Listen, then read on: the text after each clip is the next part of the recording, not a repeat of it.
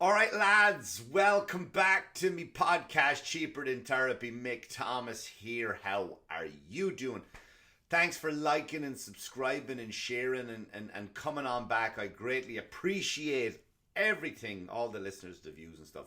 Still haven't finished the studio yet. I've been away doing a bit of traveling recently, so I kind of went back on hold a bit. So as of right now, I'm still here in the back room, hanging out, looking at school buses pull up to my peripheral. Check out any other podcasts that I have. Another one I have with my good friend Corey Brooks, the Manxiety Show, where we talk about mental health issues for men.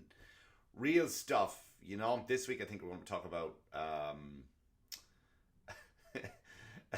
a man's perspective on Roe v. Wade, which isn't going to be popular, I'm sure. But still, it's going to be up this week, so check that out also. Wherever you get your podcast from, Spotify, iTunes, it's going to be on YouTube. You can watch two handsome fellas talk over stuff that most of the country doesn't think we have a right to talk about. But go ahead, check it out. Watch how we fumble over that one. May 27th, May 28th, I will be at Governor's Comedy Club in Levittown, headlining.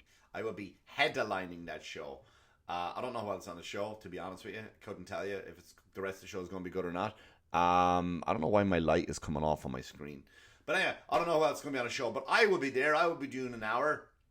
Come on down and check it out. Check it out. So I appreciate that. I just got back from LA, Los Angeles, the city of angels. The city of blinding lights. And that's not the Windy City, the Big Apple, old evil Hollywood. That's weird now, right? People think Hollywood is evil. They're all drinking baby's blood and stuff over there. I didn't find any baby blood cafes when I was over there, but I got lots of fun things to tell you about, right? Drunk with celebrities and missing flights nearly and arguing with people. Lots to tell you, so stay tuned into this episode. If you're on YouTube, give me a thumbs up or a thumbs down. Do interact, yeah. Throw in a comment if you could. If you hear a humming noise, but it's not you. It's this landscaping going on outside. And I asked them to stop while I was recording the episode, but you know what? They told me to go fuck myself in Spanish. But anyway, yeah. So I was out in LA this week. I went out to the LA Improv, the famous LA Improv. This light is really bothering me. If I come too close, see it lights up, but then when I come back, it fades away again. Let's see. That looks all right. Anyway, I was out in the LA Improv, and we sold it out. We sold out the LA Improv. Myself, Dave Nihill, Sean Finnerty, and Katie Boyle. 4 Irish folks, and of course we had our buddy WWE wrestler, former wrestling champion, Sheamus, and we had a blast, man. We had a blast. We really did.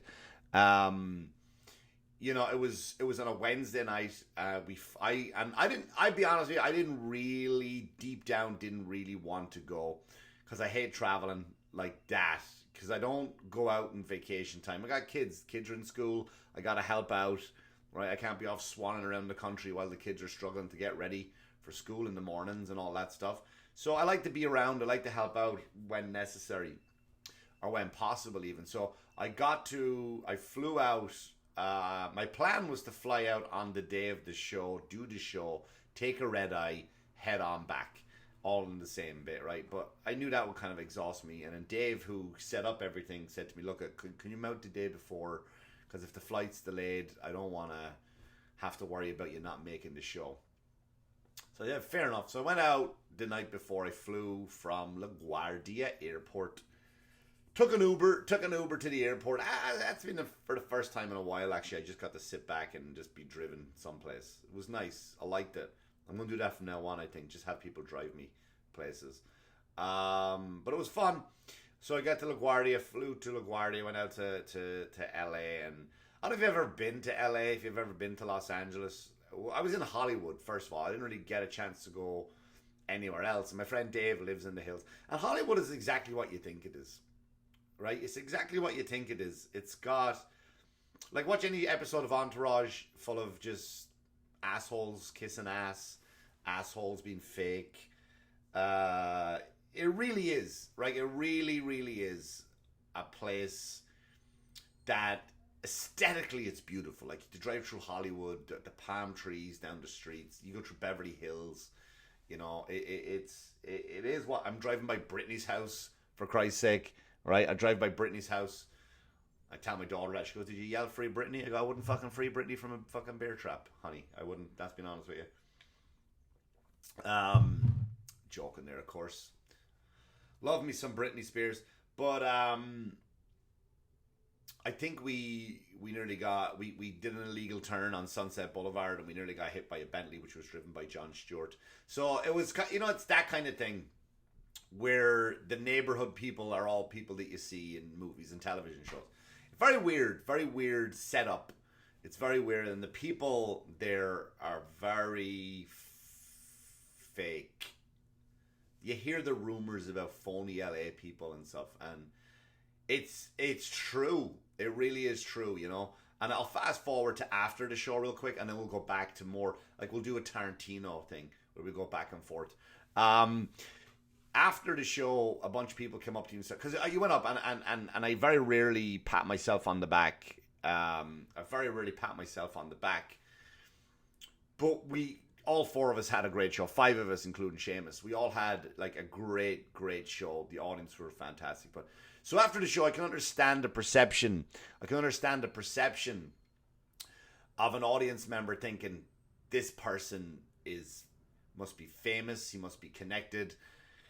Because I'm trying to see how I can say this, but be nice. I did go to a comedy show the night I arrived, the night before the Improv, and I saw, I think, 9 comics. Oh boy. I don't make fun of anyone's art. That's their art. That's their journey. Yeah, so I'm not gonna say anything about it. But having said that, like it's when good comedy stands out. Good comedy stands out, right? So after the show, all these people are coming up to you, and then when they realize they're in the conversation talking to you, they think, well, this guy's obviously famous. He's connected. Look who's there. He's standing there. He's just hanging out with Chris O'Dowd a minute ago. Chris O'Dowd from Bridesmaids, if you don't know that person. More than that. He's been more than that, but that's what most people know him for. So I've been getting drunk with Chris O'Dowd. And again, I'm Tarantino on the whole story. He's hanging out with WWE Sheamus right there in the corner. He went up on stage and fucking murdered. This guy must be really famous. When you're talking to them, about 5 minutes in, when they realize I'm just a fucking nobody living on Long Island. I'm a nobody living on Long Island who's just a good comedian. And you see them, and they're like, they're all in. They're engaged. Like, what can he do for me? What can he get for me? Who does he know? Can he connect me? Will he introduce me to Chris? Will he introduce me to Seamus? Who else is here? Who was that guy from Disney he was talking about? Who was the... I saw him talk to that guy who was in Curb Your Enthusiasm, right? And they're watching you and they see this, but then when they're talking to you and they realize you're just a fucking... You're a dad living on Long Island, who's at Governor's, the 27th, 28th. You see you see them leave in their head, like the brain walks off to the next person, and then they go, I gotta go talk to someone over there. Like it's gross. It's really gross. And they all do the thing, by the way. If you're ever in LA, you might go to LA as a tourist, right? If you're a comic, listen, you get a chance to go to perform. When you meet people, they don't come up and say, hey, it's nice to meet you. They don't say that. What they do, they come up to you and say, hey, good to see you. Good to see you. Good to see you. Why do they say that? Because they don't want to come up and go, hey, nice to meet you. And you go, yeah, we met 4 years ago. Remember at Angelina Jolie's party or whatever? And now they're embarrassed, right? Now they're embarrassed and they feel they've burnt a bridge. So it's gross. It is gross. Good to see you. That's all you'll hear. Not me. I was like, it's nice to meet you, because I don't really hang out with Hollywood people. So if I'm meeting you for the first time, I'll meet you. And if I meet after, I remember you. I'm good with that. Horrible with names. I'll remember I met you. I'll walk on. Where do I know you from? Did I see you in? We met in such and such a place. I don't remember the name. Horrible with names. Never forget a face. So the people are like that, you know what I mean? And when you drive around, like you're on Sunset or you're on the street, whatever, you look out your window and you'll see girls, just everyone's on Instagram. They're either making content or posting content on Instagram. That's what they're doing. Like, everyone's a star in Hollywood. Do you know what I mean? Like, everyone's, like, people on Sunset, like, I saw them with their tripod and their ring light, which I have here, and they're dancing for fucking TikToks, right? And they're dancing for TikTok. So a comedian said, I don't know who it was, that if you walk up to anybody in Hollywood, just walk up and go, even in a grocery store, because I went to a grocery store there too, like, walk up to them and go, a big fan of your work. There's a good chance they'll go, oh, thank you very much. Do you know what I mean? Like, everybody's trying it out there, and everyone must be just exhausted. They must just be, based on what I saw that night, everyone must be exhausted around the clock. And they're aggressive drivers. You thought Long Island and New York, maybe Boston were fucking tough drivers. Los Angeles are the most angriest motherfuckers when it comes to getting behind the wheels of a car. They're angry because, you know what it is? They're sitting in traffic all day. They're not making it. They're trying to follow their dreams. They're getting shut down at every door. They're all starving. They're not eating, so they're just miserable all the time because they want to stay thin. So those are the people. Now, granted, I did meet lovely people after the show. I'm not saying I didn't, but I'm talking about the average person. So I go to the show, we come out, and then, of course, we hung out with Sheamus all day, like the WWE wrestler, because Dave is good friends with him. And, you know, I like to think me and Sheamus are now pals. We are going to get together again soon, which I'm looking forward to. But it was funny when we're hanging out in Sheamus' hotel, then we went back to Dave's house, we got something to eat, and we came back, we said, Sheamus, we'll pick you up, we'll go to the gig. So as we're waiting for Sheamus outside his hotel, he comes out, and he's a fucking giant man, just a giant man. And he comes out and he walks, and as one of these buses go by, you know those one with the fucking take pictures of, oh, we'll go see celebrity homes. Don't do that, because you can all you have to do is drive down the nice areas. Do you know what I mean? All you gotta do is drive down a nice street and go, that's Bruce Willis' house. Tom Hanks eats babies in that one. And it doesn't, that's all it is. Right? You don't know, because it doesn't go, it's not like, there's Brad Pitt's house, and Brad comes out the door, morning everybody. It does, so you don't know. All you gotta do is pick any nice neighborhood, which there's tons of them, and go, it's a fucking scam. It's a scam. Right? It's like I would do with my brothers when I first moved here. When I moved here almost 20 years ago, like, my brother would come over visiting, and I would just tell him lies. Just tell him lies about things just to impress him. We drive by a construction site in the city. There's Ground Zero, that's where 9/11 happened. He's like, oh, and he'd take his camera out. You know what I mean? And it's up in the fucking village somewhere. Hear that? There goes the lawnmower. But anyway, yeah, it's and that's what you're dealing with out there. So Sheamus comes by this, and he nearly gets hit by the bus.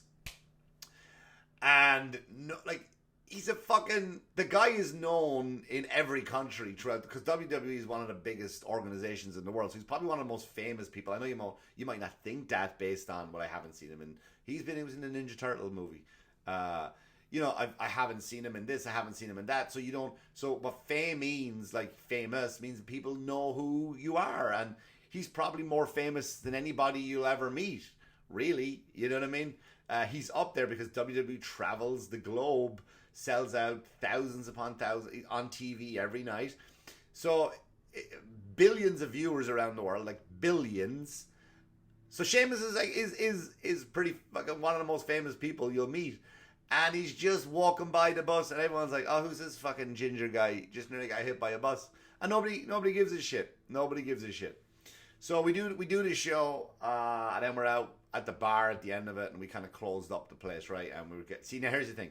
I had to fly out. I had like a 6 o'clock flight the next morning. So I had no place to go. I could have went back to Dave's. We finished. We get off stage at 12 o'clock. We get done. The whole show, not even 12. The show started at, I think, 7:30. So the show was over by 9ish. What am I going to do? Where am I going to go? Hang on, I got a 6 a.m. flight. I got to be checking 2 hours early because LAX is like, LAX is one of the biggest airports. So I got to figure out.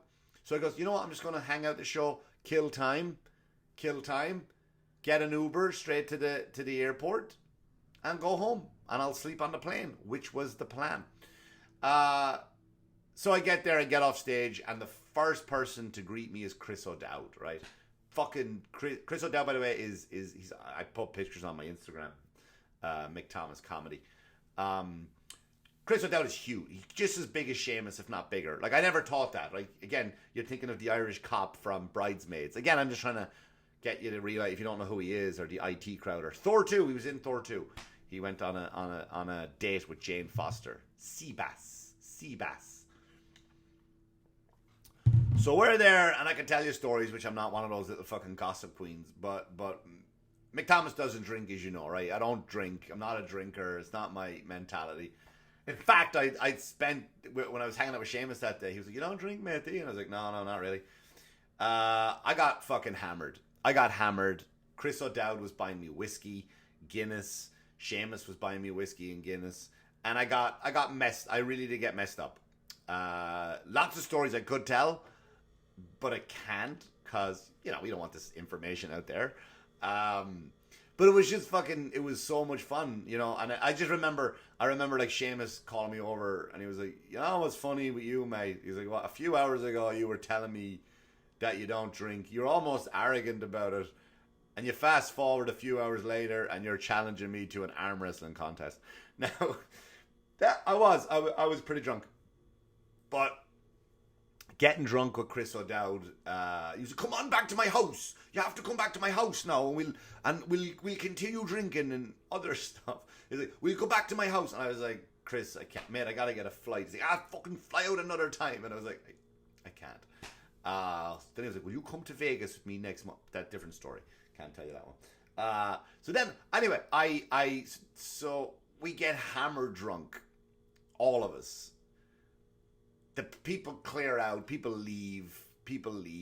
Executive. I didn't get drunk when executives were there from Disney. People were there from Lionsgate, Triarchs, everybody, right? So they all left, and then we really kind of we tied it on. Just a bunch of Irish lads. Me, Dave, Sean, Seamus, and Chris O'Dowd.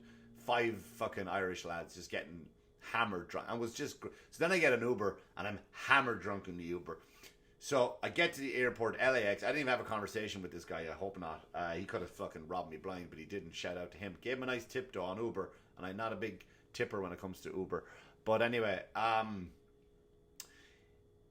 do tip, of course. I want people to think I'm an arsehole. So we went down to, I get to LAX and I find my gate because the American Airlines text you, hey, your gate number is blah, blah, blah, blah, blah. You're all checked in, you're fine. So I go down and my gate was 47B and I got there at, I think, 4 in the morning. My flight was 6. So I go down to the gate. I'm the only person there. I sit at the gate and I fall asleep immediately, right? And then I wake up and there's people boarding the plane, right? They're boarding the plane and I'm still drunk. I'm still fucking hammered drunk. And I was worried I was going to end up in Venezuela or something like that, or Colombia or something like that. I was really worried. So I wake up and I check my text message and it's a text message from American Airlines. I go, oh, by the way, your gate is 155, which is the other fucking side of the terminal. So now I have maybe 15 minutes to get to the other side of the terminal, which sounded worse at the time, but it's really not that bad. You just jump on one of those moving floor things, you're there in 5 minutes, 6 minutes. But I'm so drunk, so I get up and I see people boarding which what I thought was my gate, and I see the sign that says, on the TV, it says Minnesota.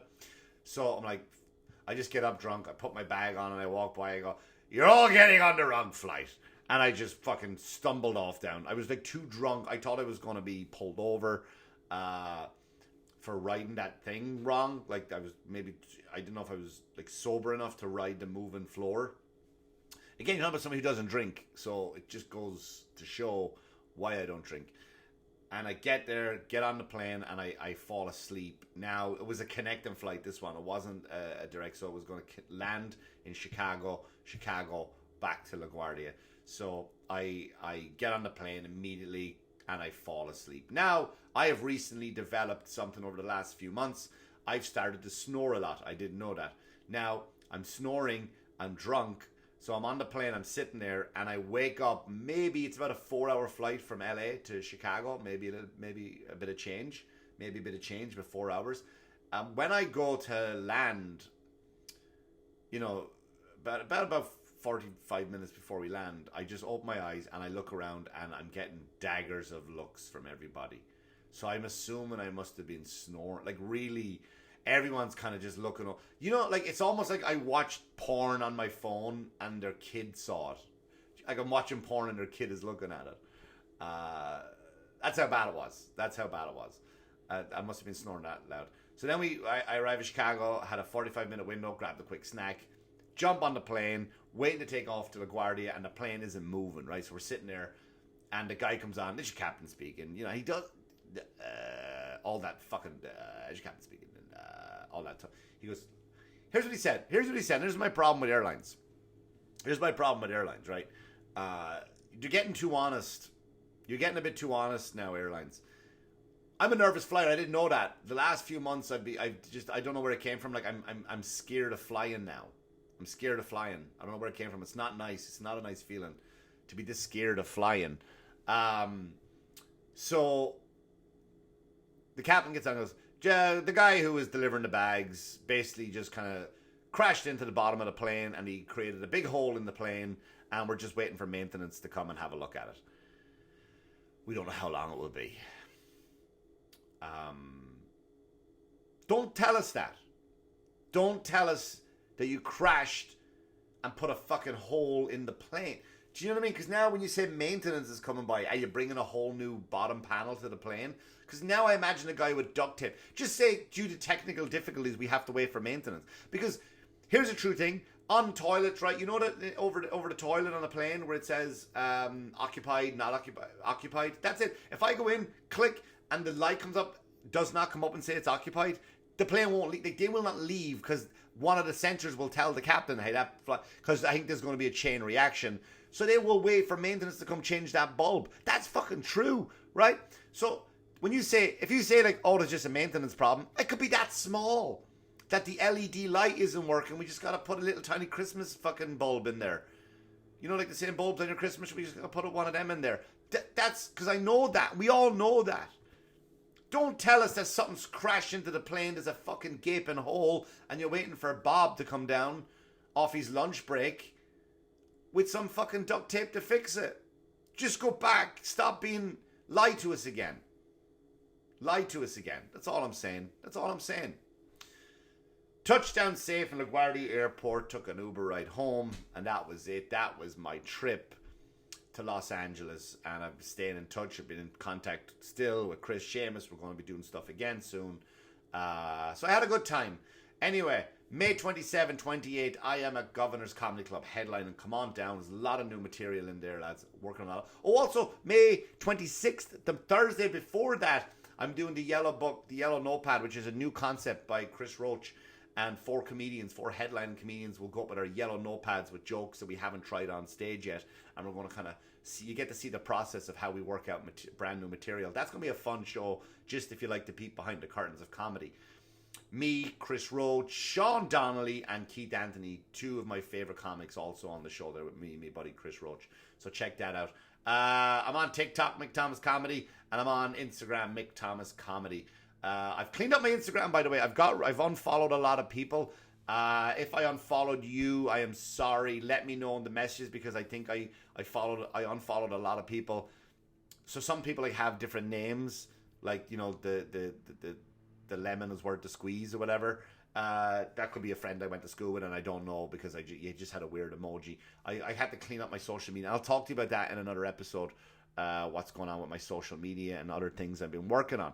So anyway, thanks for liking, listening, subscribing, sharing. Just give it a share. Give me a subscribe. Give me a subscribe on YouTube or whatever. Give me a follow on Instagram. Give me a follow on TikTok. whatever you can do. But it's lovely talking to you. I'll see you. Check out the Manxiety Show, also out this week. All right. Anyway, listen, as always, wash your hands, you dirty fuckers. Good luck to you. Good luck to you.